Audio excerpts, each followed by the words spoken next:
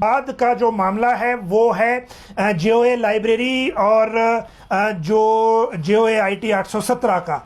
देखिए, JOA library का जो मामला है, इसके मामले में तो जो रिप्लाई है वो दिया गया है विधानसभा के अंदर, और ये रिप्लाई शिक्षा मंत्री ने पच्छाद की विधायक रीना कश्यप ने ये सवाल पूछा था। रिप्लाई में ये कहा गया कि इन पदों को भर्ती करने का मामला हाईकोर्ट के विचाराधीन है, क्योंकि पिटिशनर ही हाईकोर्ट चले गए थे कि भर्ती जल्दी करो। अब सरकार ये कह रही है कि जब तक ये मामला वहां से नहीं निपटता तब तक हम आगे भर्ती इसमें कैसे कर पाएंगे। 771 पद टोटल सृजित हैं इसमें, इनमें से 4 भर दिए गए हैं, 767 पर अभी भर्ती होनी है। लेकिन इनको भरने से पहले इस पर विभागीय स्तर पर युक्तिकरण की प्रक्रिया चल रही है, उसके बाद ही ये फैसला करेंगे कि इनको कब भरना है और कैसे भरना है। ये जेओए लाइब्रेरी को लेकर रिप्लाई दिया गया है।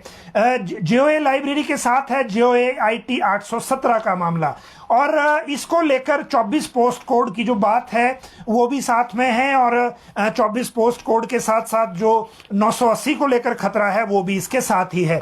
इसीलिए हम इन तीनों मामलों को एक साथ ही ले रहे हैं। देखिए, जो रिप्लाई है, सवाल पूछा था सुधीर शर्मा ने और विनोद कुमार ने, जो भाजपा के विधायक हैं दोनों।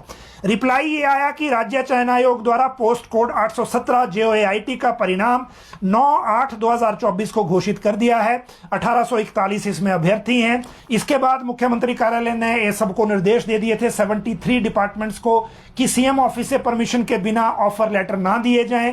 अब आज विधानसभा में फाइल आई थी राज्य सचिवालय से कार्मिक विभाग की। राज्य सरकार ने ये निर्देश दिए हैं कि जेओए आईटी 817 की नियुक्ति के लिए एक कॉमन फॉर्मेट बनाया जाए नियुक्ति के लिए, और उस कॉमन फॉर्मेट की परमिशन के लिए फाइल आज आई थी। उसके बाद नियुक्ति सभी को एक साथ देनी है कि ब्रेक करके देनी है, 300 300 400 400 करके, या फिर विभाग करके कि जिन विभागों में ज्यादा जरूरत है पहले उनमें दी जाए, फिर एक एक करके आगे किया जाए। वो अभी सरकार ने फैसला लेना है।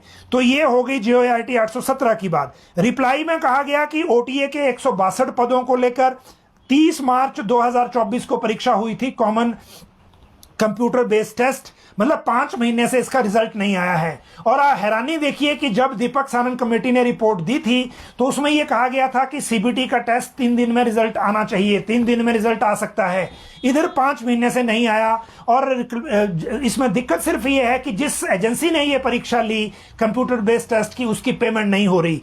तो ये दूसरी बात हो गई। इसके बाद जो रिक्विजिशन है तकनीकी शिक्षा विभाग की तरफ से, ये 12 पदों की अलग से है, इसका विज्ञापन जारी कर दिया गया है। और जो अलग से 24 पोस्ट कोड हैं इनको भी राज्य चयन आयोग को दे दिया गया है, ये भी सरकार ने कहा है। इसमें 903 जेओए आईटी है, 939 ऑलरेडी है, तो ये 2 निकाल दीजिए तो रह गए 22 में से भी 2 का रिजल्ट घोषित हो गए हैं तो अलग हो गए।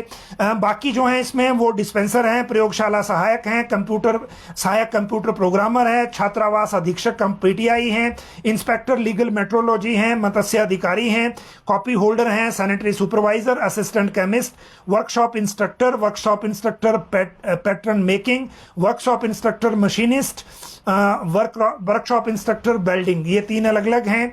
फिर मनोविज्ञान सह पुनर्वास अधिकारी, स्टेनोटाइपिस्ट है, एक है ये। जेओए लेखा 23 हैं, 23 पद हैं। वर्कशॉप इंस्पेक्टर 1 है, लॉ ऑफिसर है, जेओए आईटी है, लॉ ऑफिसर का रिजल्ट घोषित हो गया है। फिर जूनियर स्केल स्टेनोग्राफर है। सचिव किन्नौर विपणन समिति ये विड्रॉ हो गया है तो ये इनको नहीं गया है, लेकिन रिप्लाई में आ गया। देखिए, अपडेट नहीं है सूचना ये। फिर जूनियर इंजीनियर पुरातत्व के 3 पोस्ट हैं और संरक्षण सहायक के 3 पोस्ट हैं। तो ये बात हो गई कि इनको दे दिया गया है, रिजल्ट आ जाएगा। लेकिन इसके साथ पोस्ट कोड 980 कला अध्यापक को लेकर खतरा क्यों है वो भी आपको बता देते हैं। देखिए, राज्य सरकार ने रिप्लाई दिया है कि इस बारे में मंत्रिमंडलीय उप समिति जो 20 फरवरी 2024 को गठित की गई थी की संस्तुति के निर्णय के अनुसार निर्णय लिया जाएगा।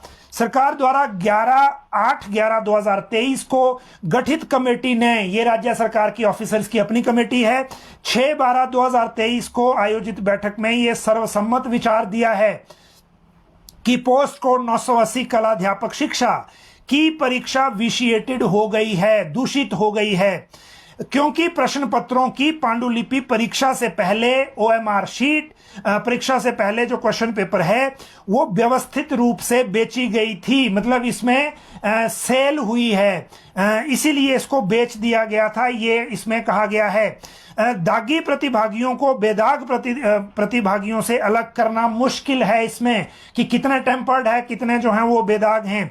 और इस तरह चयन प्रक्रिया के परिणाम की वैधता लॉस्ट हो गई है, खो गई है। अब ऐसे में ये रिजल्ट आएगा कि नहीं, इसमें संदेह है। और संदेह का आधार पिछली बार जो हमने बताया था वैसा ही है, क्योंकि आइदर या तो जांच एजेंसी ये कहे कि हमने चार्जशीट सबमिट कर दी है और ये कंप्रोमाइज्ड एग्जाम नहीं है, तभी इसमें सब कमेटी आगे बढ़ पाएगी। और अगर सब कमेटी आगे नहीं बढ़ी तो फिर ये रिजल्ट नहीं आएगा। ये इसमें खतरा है। इसके बाद अगली बात करें तो वो है अब कैबिनेट से पहले सीएलपी की। देखिए, विधानसभा सत्र के दौरान कैबिनेट की बैठक होनी है।